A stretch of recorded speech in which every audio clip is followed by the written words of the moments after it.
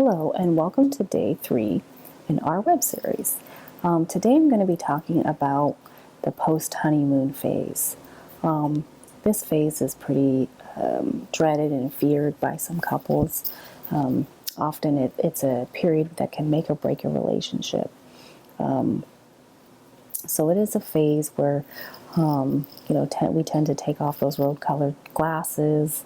We're no longer infatuated with this person, and oftentimes this is where disagreements and fights can start happening a little bit more. Some couples feel a little taken for granted. Their partner stops taking them out on dates, and things get a little too comfortable, and people get a little too complacent. But I think this is an important phase in a relationship. It's an opportunity to really learn and grow as a person and also as a couple. So there are a couple of tips that I can give to help kind of get over this slump or rut that you're in this post-honeymoon phase. So one, don't take each other for granted, and don't become complacent. Make sure that you're still setting aside some time every week to really kind of connect and make sure it's quality time. Also, if there's little things that you do for each other that become more like a chore and routine, try to take it up a little notch. Like, let's say you make coffee every day for your partner.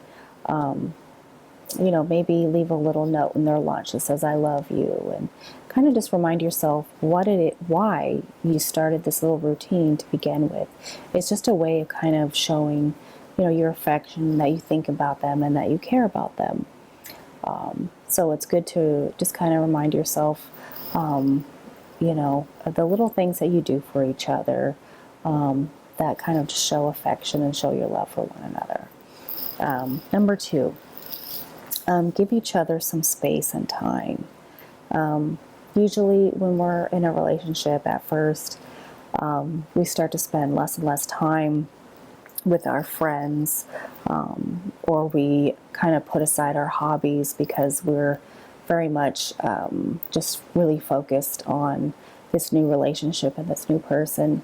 So the post-honeymoon phase is a good opportunity to take a step back and to evaluate what you're neglecting in yourself in that area. So if you've been neglecting your friends, start making some dates again with them. Most people are understanding because we've all gone through that phase where, we get a little too wrapped up in our own little world. So start going out with your friends again. Start pursuing your hobbies again. Make sure that, your partner is pursuing his or her hobbies and interests as well.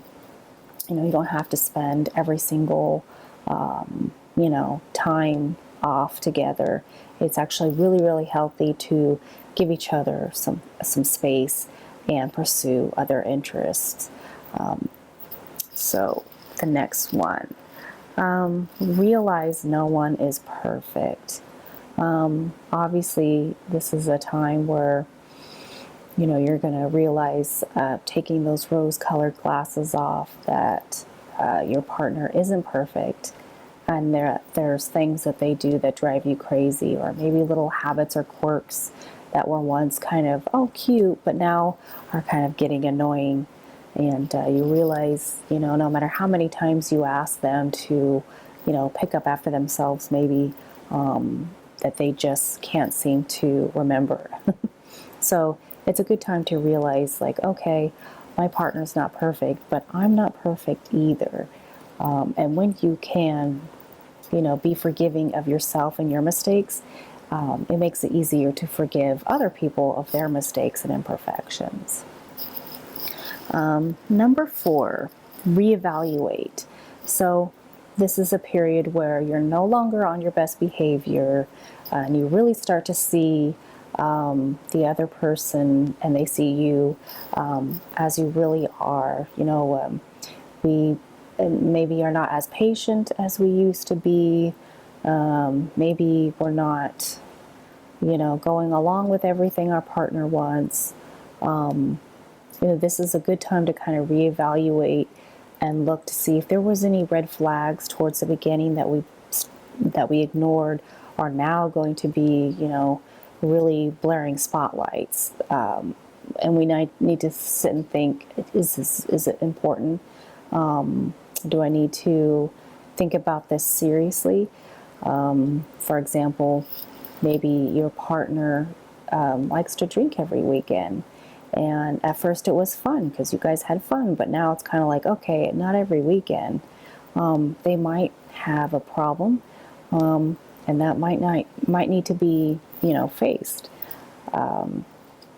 So it's a good time to kind of take a step back and see if there are, important issues that need to be discussed, and if they're harmful and potentially dangerous, then definitely you kind of need to reevaluate things and think about your future.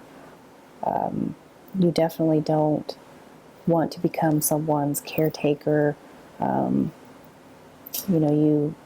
It's important to be independent and be responsible and accountable for our actions. And if our partner is not willing to be accountable, that's going to be problematic.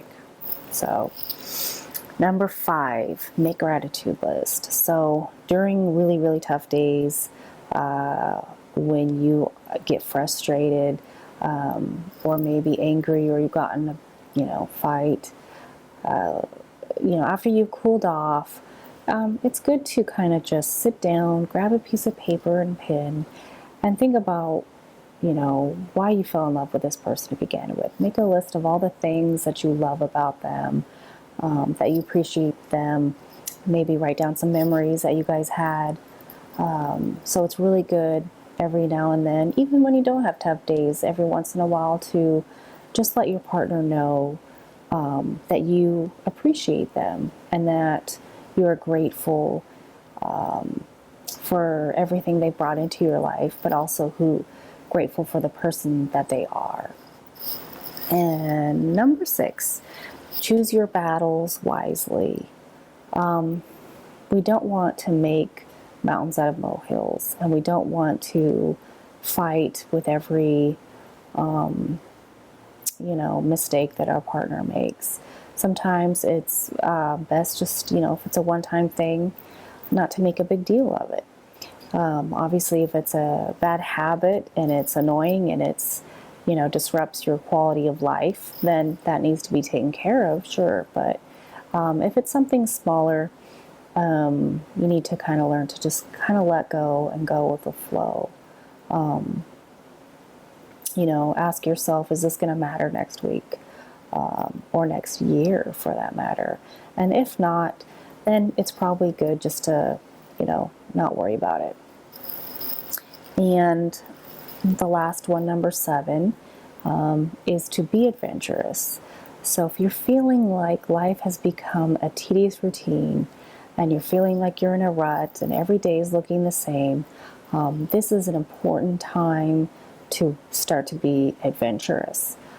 Try new things.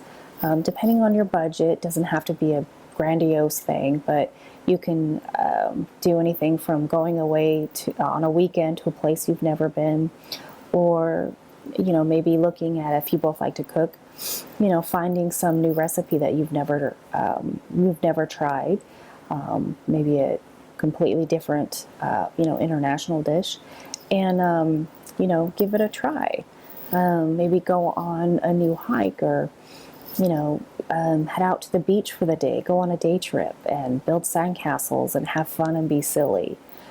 It's really important that you break out of the routine and have fun, because you should never take life too seriously. So I hope those tips help, and I will see you guys tomorrow. Bye.